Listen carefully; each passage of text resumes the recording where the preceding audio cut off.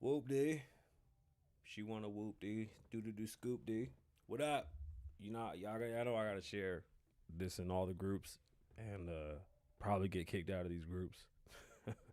They're gonna get sick of me. But I'm willing to take that chance, especially for y'all. I am willing to take that chance. So let us share this in all the groups and see how many we piss off.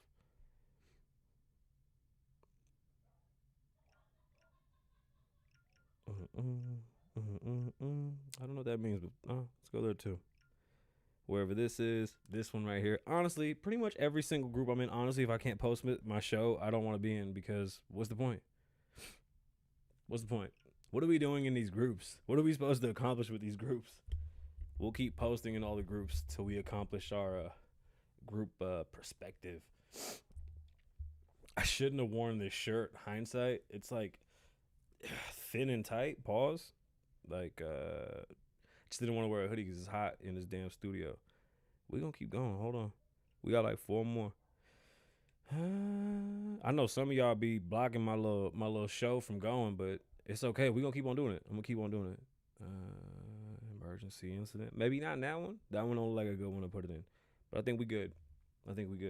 Who's watching the stock market right now? Because this is really breaking my brain. And if you don't know what's going on, I think it's a good time to pick up an article on this GameStop thing. I was on Apple News because Apple News is pretty dope. And this GameStop story is really taking some legs. And I don't think people are really ready for what's going to happen if people continue to play with the market this way. I really wish Justin would have called because he's in stocks. This guy does stocks all day, every day. And this would be a good time to understand what's happening in the market, especially because it's a short that's gone wrong. And if you know anything about stocks, then shorts are what you do when you're trying to put pressure on a company that's failing to completely fail. But hold on. I need Justin to call in. I'm not a stocks person. I do invest, but there are professionals out there that I would like to call and give us information. Maybe not call right away. Maybe I should turn that off because people will start calling. Let me pow. Ugh, there it is. Let me take that down. Don't call yet. I'm not gonna answer. Oh, come on, Justin. All right, we'll get the show going. But this oh man, dude, Bitcoin is taking a shit again. Like, I don't understand what's going on, and if this continues, then we'll see greater changes in the market. I mean, we're gonna see changes in the market now that we've never seen because the nerds have gotten involved in a big way, and the gamers, oh man, they're fucking ruthless. This is gonna be awesome.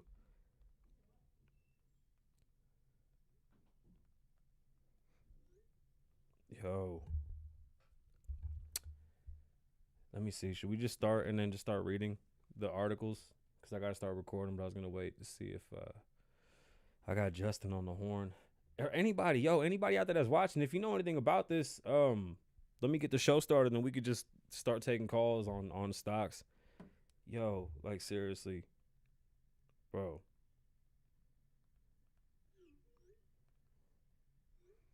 God damn.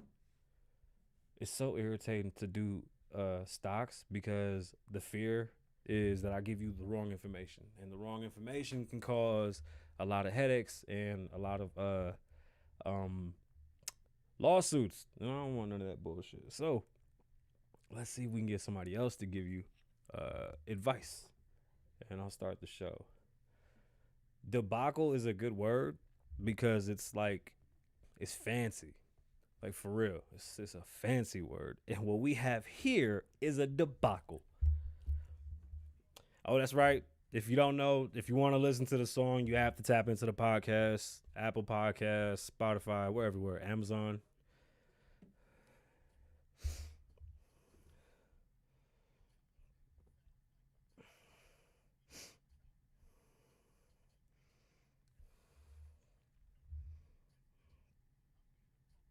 This is a dope song too.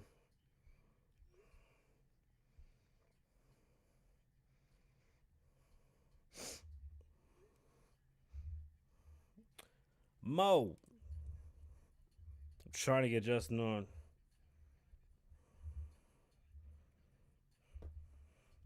plus or minus. Hey.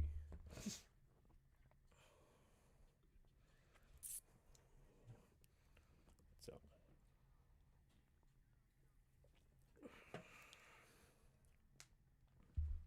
it's Kasabian. Kasabian Lavoe Wine. What's going on, beautiful people? My name is Kasabian Lavoe. Welcome to the Kasabian Lavoe Show. This is episode 149. I think it's episode 149. We live from Las Vegas as always. Shout out to all the podcast listeners, everybody on Apple, Spotify, Tidal. We're on like 13 platforms now because I'm on a few that are not distributed by my main distributor. So if you have Amazon Prime, we're on there. We are on Audible. If you use Audible, you can find the Kasabian Lavoe Show on Audible. We're everywhere. So check us out. There's no excuse. If you're on the go, this is the perfect type of show to listen to when you're on the go, because I'm just giving you information of what's going on, and usually it never goes anywhere that we want it to go. So we'll see where today's show goes, but I've been so enthralled, which is another great word. I've been so enthralled with this whole GameStop thing, which caught my attention yesterday, and it's just gotten bigger today. And I wish I could explain it, but I'm not a stocks guy, so I don't want to really jump into it too deep. Excuse me. But I do have the article. Yo, that was ridiculous. I barely even tapped the mic. Why is it so dramatic right now? What's going on with the sound? Yo, my mic sound good? I can't even tell. It's mad sensitive today. I think it's the weather. It's been snowing for 2 days now. Anyway, shout out to all the viewers on YouTube, all the viewers on Twitch, all the viewers on Facebook.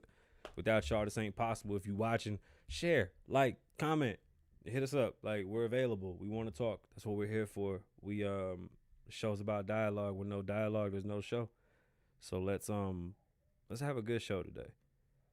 My biggest fear about stocks getting into the gamer world is that the gamers they figure out stocks quicker than Wall Street can, and we're ran by a bunch of kids that just know shit. They're just gonna figure out every cheat code to run on all of this, and it's yeah. You gotta really think about this. I'm putting the slot machine emojis on there. I think it's great though that we've literally gone from Bitcoin being through the roof to now GameStop. Like, really think about that. GameStop. Out of nowhere, GameStop started gaining traction, by the way. GameStop is one of those quiet companies that's been kind of fading away. You know, everybody's been buying games online. You could buy it right off your console. PC players, they're not going out to GameStop. What does GameStop have to offer? But apparently, with all the losses that they were taking, this article is really interesting. But if you don't understand shorts and you don't understand how investments work, it really wouldn't intrigue you. But nobody really knows what's going on. See, look, now NBC's talking about it. So I'm going to give you this article. It's from Apple News. This is NBC News. So I'm not sure who to credit, but it's NBC News off the Apple News app. GameStop Reddit explaining what's happening in the stock market. Here's a guide to understanding what's going on in the GameStop. Oh, yeah, I can't read too good, so bear with me.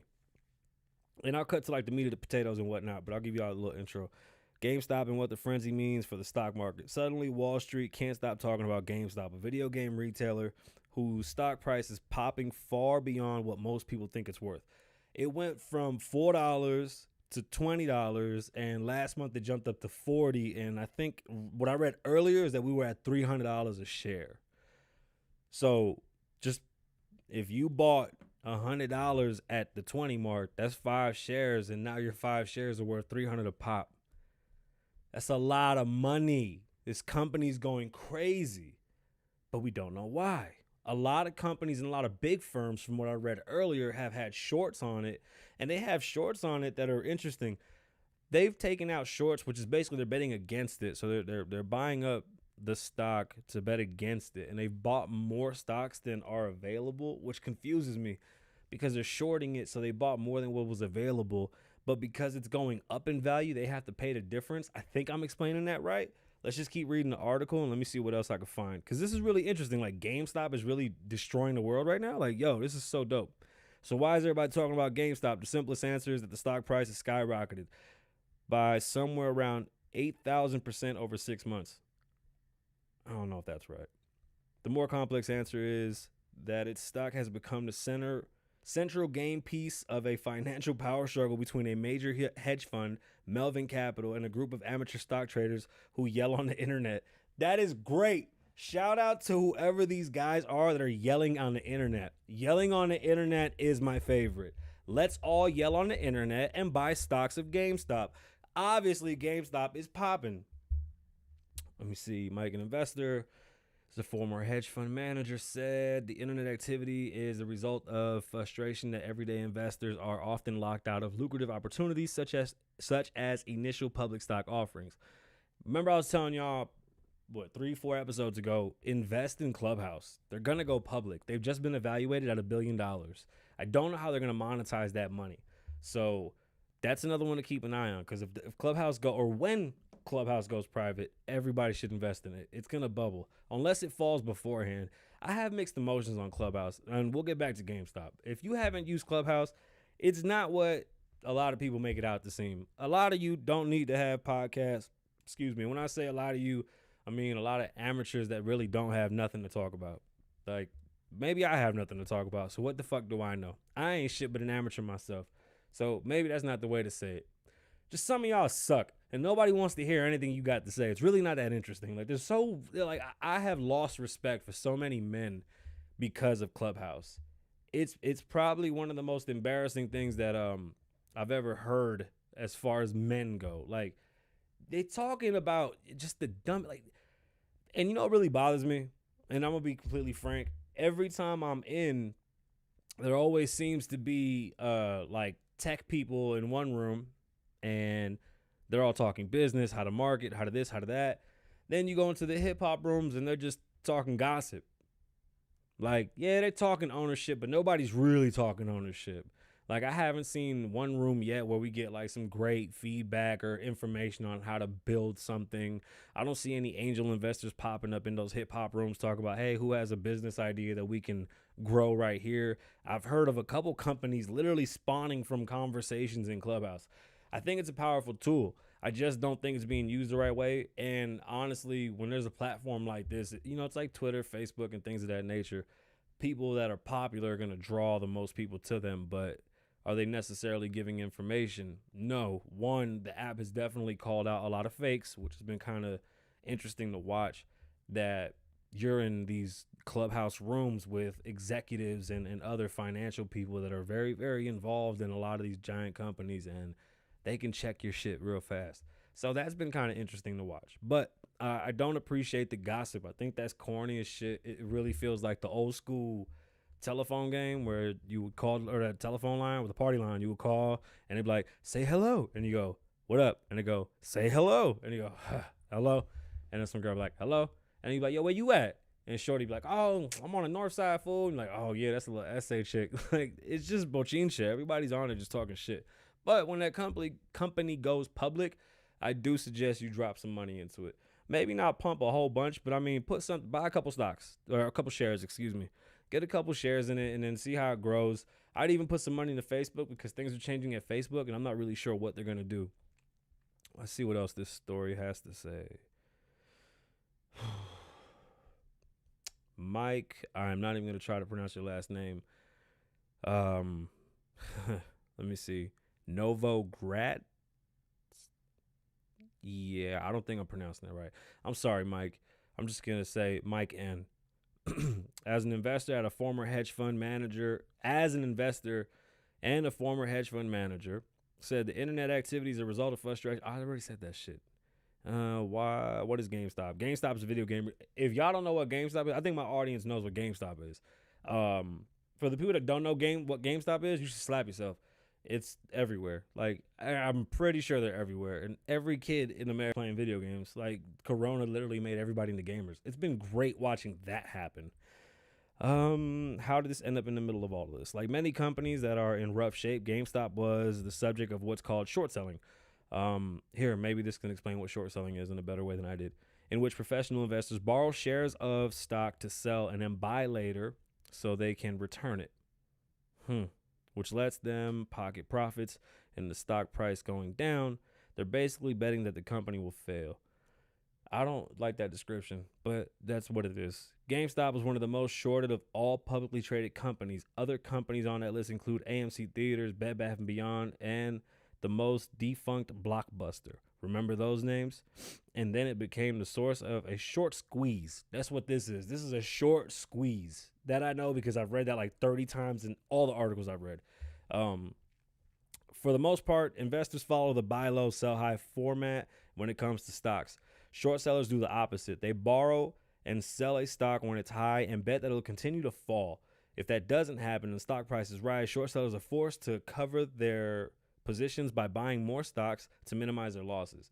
So they're putting a catch-22, right? You can't get out of it. You're hoping that it fails, but it's going up. So you have to spend more money now and cover your money that you've put into it to keep from owing that company, right? I don't think that's good.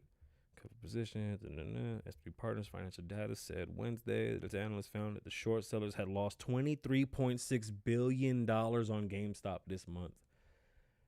3 big companies took a big short, and they said that the shorts that they took were bigger than what the company even offered. Like, they took out more stocks than were even available. So really think about what that even means for a company, that they can bully them all the way down, that they borrow against them to the point where there's really nothing else to borrow against. Like, they have nothing to give. And from what I was reading earlier, that pretty much leaves their money up in limbo at that point because there's nothing really there to cash out on or comply with or some shit like that. Again, this may be the worst information. I'm pretty sure I'm butchering this in every fucking shape, fashion, or form. What else? How does the internet fit in? How does the internet fit in? The internet has been used to protagonistic. What? Used to protagonist? No. I don't know what that word is. That's like extreme English. We're just going to skip that whole shit. I told you I can't read. I don't even know why I'm reading this. But I'm so interested in what's going on. I mean, the shares have literally tenfolded. If it's still at $300 a share right now, there's some kids out there that are actually very, very wealthy at the moment and don't even know it. And you're fucking over giant hedge firms. I mean, they just lost $23.6 billion. The guys yelling on the internet, as they said in this article, are whooping these giants' asses right now with the power of the internet. Like, this is crazy. Let me see what else it says. Jumped on board 100% of my portfolio. GME because you. Wait. Amateur investors on WSB have discussed GameStop, which they refer to as stock by the ticker abbreviation GME for years. But things changed earlier this year as the price of the share rose. More WSB posters jumped on board. 100% of my portfolio on GME because of you idiots. A person posted January 10th. On Wednesday, the community, which had been publicly accessible, made its page private. So this is a group of kids on Twitter and on Reddit. I mean, it's Reddit, not Twitter. Excuse me. It's a group of kids on Twitter that are talking about what's happening with this, and they've literally crowdsourced enough people to ruin the companies that are going against this small company just because they just say fuck it. Like, this is amazing. Actually, there was an investor that came in and helped them with their sales too, helped them with their online sales. So they were having a big turnaround. Now, I don't know how big, but there definitely was a turnaround coming. So if you do know anything that was going on with GameStop, they were kind of turning the corner. They weren't doing great, but things were in motion. So what if a bunch of people bought stocks of GameStop? This is where things get a little complicated and a bit more unclear. Shares in GameStop ticked up on January 11th. It named 3 people to its board of directors as part of a deal with shareholders who had been, man, I don't know what that word is, alligating for it. Change. That's awesome. Whatever that word is dope. I'm going to practice it later, but right now we're not going to care. That caused some short sellers to abandon their position, helping to drive the stock more in the following days. So when they saw that they were pushing pressure on them, they started to jump shit. But it seems like not everybody left. They didn't leave fast enough. Can't stop, won't stop, GameStop. Oh my God, that is a dope ass tag. Can't stop, won't stop, GameStop. That's the title of the show today. Wow. So that was January 14th. And they're posting pictures of the Wolf on Wall Street. This is crazy. The data shows the volume of shares traded. A closely watched indicator of activity around the stock spiked on Friday. Increasing the volume can indicate a short squeeze, meaning people who had bet against the stock either chose or were forced to give up and take losses. And while WSB has gotten some media attention in recent days for its GameStop boostism, what? Boosterism? It's not even a fucking word. A boom in coverage of GameStop and WSB helped bring the story out to the financial world and more into the mainstream. Yeah, this is nuts. Like the idea that GameStop, wait, how much? So GameStop was at $43 and as of right now it's $380. Fuck. Oh my God, that's such a fucking jump. Yo, shout out to the nerds, bro. Can't stop, won't stop, GameStop, bro. This is amazing. I wish I had some damn investor friends that could call in and give us some information. You know what? Here, let me go to the man. Do y'all not find that interesting? Because I know I do. I think it's awesome when shit like this happens. There's nothing else happening. Like, it's mad just blah out there. It snowed in Vegas and literally nothing happened. Biden is doing nothing. He's moving like a dictator, more dictatorial than ever. I was actually going to talk about Candace Owens and Ivana Trump running for president as a duo female presidency. I find that fascinating, and I want to see what the excuses and why people wouldn't vote for them. My cousin had commented on my post, and he said that he found Ivana or Ivanka, with I don't even know her name, to be a joke, and I just want to know why. I don't feel like she's a joke. That's kind of harsh to say. She's a multimillionaire. She's built her brand, and she's doing some real good things.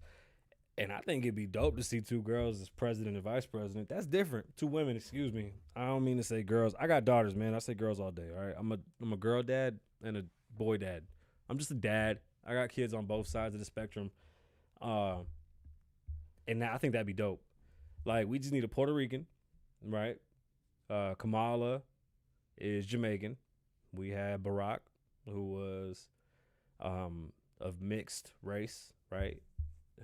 We had Trump, who was an orange. Biden, who is a corpse. So, I mean, literally, we're just waiting for a Puerto Rican. Like, a Puerto Rican, and, yeah, Candace Owens is, she's a black woman from upstate New York. And Ivana, I don't know why I don't know her name right now. I'm drawing a fart. Like, all I got on my mind is GameStop and how much money do I need to put into this so that I could be a player in this. Because I'm really just, like, my head is going, yo, $40 just turned into $380. $40 just turned into $380. Come on, man. That shit's crazy bread. Are you fucking kidding me? Yo, 4 racks would have went crazy in that stock. $5,000 and you'd be a whole different person right now. $5,000, you'd be a whole different person right now. Holy shit. Okay, make it easy. $4,000. You'd be a whole different person. Do the math. If you had 400 shares at $40, just 400. If I'm doing the right math. If not, that's 40,000. Damn, puñeta, I'm not doing good right now. I don't got nothing on me. I ain't smoked before the show. I've been reading this damn articles trying to see if I get more information because I don't understand shorts that well. And I've wanted to get into the short game because I felt like getting into something where you bet against it is so dangerous that it's got to pay well. Sometimes it don't even pay at all. Like, sometimes you just continue to short until one day it cracks off. So not every short is necessarily going to work. It's very dangerous and risky to do. And stocks are very difficult to really just comprehend. Like, it's not, we shouldn't just throw information out there that's not properly vetted. That's why I'm just talking out my ass. I can honestly say today's show is just me trying to figure out, how do we get involved? Is it too late? Is it going to keep going up? How does it keep going up? If somebody could explain that to me, that'd be great. That's mad money. I know every engineer. I'm in this group with a bunch of artists, and I know every engineer just saw me put that drink down on my interface and went, ugh. I was going to talk about what Spotify's been doing with podcasts, but Spotify took a dip in stocks as well because everybody's looking at them like, what are you doing? You guys have bought up all the podcasts and you ain't doing shit. Like, they took over the entire market and they're not really doing anything. And it seems as if, podcasting has become the new media for everything. Unfortunately, it's like they're putting music on the back burner. I want to ask other artists, if any artists are listening, call in, but have your checks came in smaller? Like, my last quarter check was trash and we had 1.2 million streams and it wasn't good. It didn't look good at all. I was confused. And there's no way you're gonna pay me the same way for this as you do for music. So I have questions. Like Joe Budden has had some amazing podcasts talking about things like this, but now more than ever, I'm curious to know what's really going on because Spotify runs everything, but it's probably one of the most cantankerous fucking apps to work. And as an artist, I struggle sharing anything from Spotify. It never works. It sends links that you don't even ask to send. They're so worried about putting in other people's music so that they can sell ads that they just have like you can't just listen to one artist. Like although it is free, they make it so fucking hard to navigate. I find that just irritating in a time where y'all could clean that up. Like y'all make plenty of money. Y'all spent 300 million or whatever on Rogan. Y'all can fix the app so we can share music. Like make an artist page. I just want to share my songs. I don't want to have to share my song and then have a next song queued up from Khalid with 30 ads on it so y'all can make y'all money. Like at least let people get 3 or 4 songs off. Let them get a podcast off without ad raping them. Spotify started putting ads in between podcasts, like without even talking to podcasters. Like I'm not really sure how that worked. So in the middle of your podcast, it'll just stop and they start paying ads. Like, do we get paid for these ads? Are you putting ads on there to charge us for being on your network? Like, what is going on? You know what I'm saying? It's disheartening that a company so big can't figure out the basics. Like, I think they should stop what they're doing until they figure out how to get the app to work, just for the fucking sake of artists and sharing. I mean, we live in a digital network. I can't walk outside and hand out a CD no more. It's not a thing. I don't expect any new artists to do that either. So I expect you to have your graphic design up or get you $20 and find somebody to make a little cartoon of you. I expect you to have at least 5 decent songs. Don't go out there putting out a whole album of 30 trash ass songs. Just put out 5 good songs, man. That's all we need. We just want to know who you are. And then when you take it to Spotify, I would like for you to have the ability to share one song, the whole album, maybe a video attached to it. It's not a thing. It's not a thing. Because a lot of artists are uploading to Spotify for free. That's another thing that blows me away. Like, that was a weird deal. Y'all just accepted the terms and conditions of uploading to Spotify, but nobody went through them. What is Spotify splits with y'all that just signed up? Yo, who just publishes through Spotify? Like, who's self-publishing through them? I would love to speak to you. I want to know how that's going. It's hard enough to use any online. I mean, there's TuneCore, you got CD Baby, Bandcamp. Like, there's mad distributors, online distributors. But to go directly to Spotify, that's a little iffy. I don't even think you're doing the due diligence because, I mean, most of those distributors aren't even expensive. Yeah, you got to pay for the beat. That's a big issue. Like, a lot of you guys that want to download the beats and not pay for them or do like a license, make sure it's the license where you can sell units.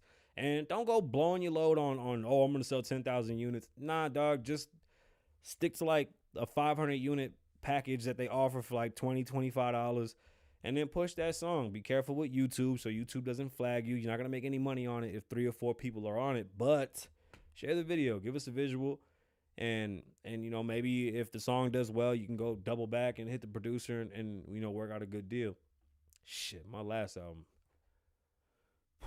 We spent some money on beats. I got an album coming out on Friday. Surprise. It's old music, nothing new. I'm just putting all the singles that I had out that was supposed to be on Rose Gold God out. So that'll be out Friday on all platforms. We'll have some merch for that album. Nah, I don't know. Maybe. We're debating that. We'll see what happens. What else is going on? This week has been slow. All I've been hearing about is Danny Lay. And if I hear one more podcast or personality say something about Spanish people, I'm going to lose my shit. Because this shit is becoming first it was a light skin, dark skin thing, colorism conversation. And then Danny Lay became the face of all Spanish, Hispanic, and Latinos. No, bitch. The fuck she's not, bro. I'm not fucking supporting that girl. Not like that. She said what she said. Let her hang on the cross for what she said. Don't do that shit to everybody. No. Bridget Kelly, and I love their podcast. Like, I really like listening to it because I like arguing with them, and I think Olivia Dope is dope. Like, she's dope, and I do like Bridget, and I do like Mandy. I follow all of them. Mandy actually shares the same name my wife with an I, not a Y, which is kind of like, it's unique. There's not too many people with Mandy with an I. So anyway, I thought that was cool. I fuck with them. I've been fans of their other podcasts, but the podcast is See the Thing Is. The See the Thing Is podcast on the Joe Budden Network. And I love them to death. Like, I don't have any ill will to the girls, and their opinions are their opinions, and I don't look at them any crazy way. I love the way that they look at things. Like, it's funny as shit to see how they come about with their ideas and whatnot. But Bridget was like, yeah, people would say I'm Puerto Rican. That shit would piss me the fuck off. Like, her disdain for people calling her Puerto Rican was like, ew, I can't believe I'm a fucking Puerto Rican. Like, what the fuck was that about? Like, that's racist. Like, fuck the color thing. Like, what you mean? What's wrong with being Puerto Rican? Like, that type of shit. And I keep on here. Like, I listen to Star. Like, I'm a podcast guy. I don't watch TV, y'all. Like, I'm usually writing or I'm doing business. So I got my AirPods in. I got 3 different pair of AirPods that I walk around with. I keep 3 phones on me. I'm always listening to something. So Star, on the Star Report, he has some guy that calls in and shit, and he same thing. Yo, he started talking about Latinos, like Latinos and Hispanics. There's a difference. If you don't know, go Google it. Basically speaking on all Spanish people as if we have a complex where we want to be black so that we marry black so that we can say we're black, or our women marry black men just so that they can say they have black children. Like, that's, boy, what the fuck are you talking about? Like, how do you feel like you can fix your face to say some shit like that? I've never even heard of that. You know, I've come to the fact, or I've come to realize that, yes, there's 2 versions of Spanish folks. There's black Spanish people and white Spanish people. And we do have issues on our islands and on our respective homes. And when we come here, you know, depending on what part of the country you land in, you kind of fall into a bubble. You know, if you're from New York, you tend to be more of a, you know, black Puerto Rican. And if you come to California, you're a white Puerto Rican. And I mean, I have Puerto Rican friend. My bad. I got sunburnt. We was out at the, not sunburnt. I had sun rash. We was out at the beach, and I burnt. I'm white. Surprise. Like, Puerto Ricans come in mad shades. Like, it's just a thing. Like, the colorism conversation kind of blew my mind though, because I didn't realize the effects on women that way.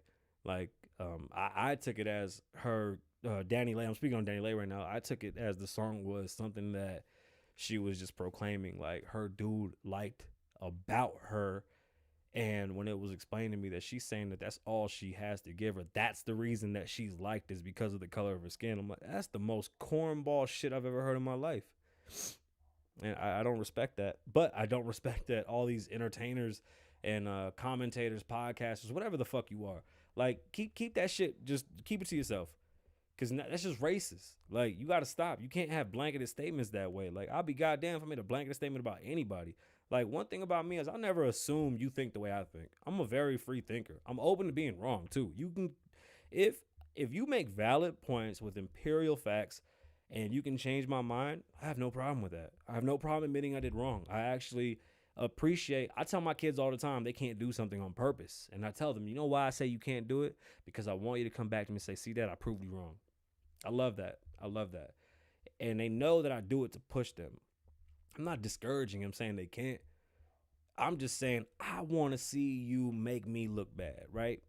You got to show me, because if you keep backing them up, they really think they can do anything. Nah, not this time. I want to see what you can do. And I bet you can't. Oh, I bet you I can. All right, we'll see. I love doing that with my kids. And I feel like, damn, I just completely spaced it. Why I even started that shit with my babies. I'm trying to think back of when I started doing that with them. It's just something I always do with them. But I don't mind being wrong. I like being proved wrong, because sometimes I have such a dark view on things that I hope I am wrong on a lot of shit. I really don't want a lot of things. I'm going to be very upset if we find out that, you know, this whole COVID thing has been a political scare and it's been all politics and it hasn't been about the people. That's going to fuck me up, because I've been saying that and it keeps coming true more and more, and I really don't want it to. But, man, it's looking more and more political, and that's pretty pathetic that they're doing that to people. It's not fair what they did.